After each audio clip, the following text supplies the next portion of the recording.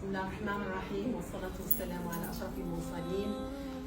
احنا اليوم متواجدين كشبكة ارتقاء جمعية المجتمع المدني في نسختها الثانية في توزيع قفف رمضان كما العادة، وهذه القفف كتوصل للأرامل والأسر الهشة والناس المحتاجين، وكنتمنى ان شاء الله تكون في ميزان الحسنات ديال الجميع الاخوان والاخوات والناس كاملين، وكنتمنى لكم رمضان كريم وكل عام وانتم بخير.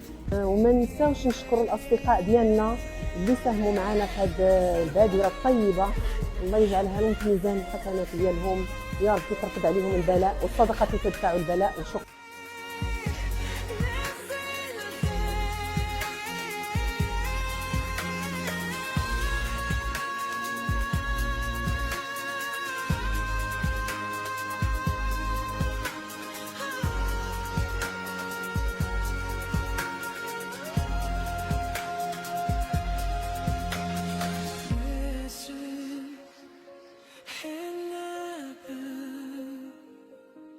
الناس الخير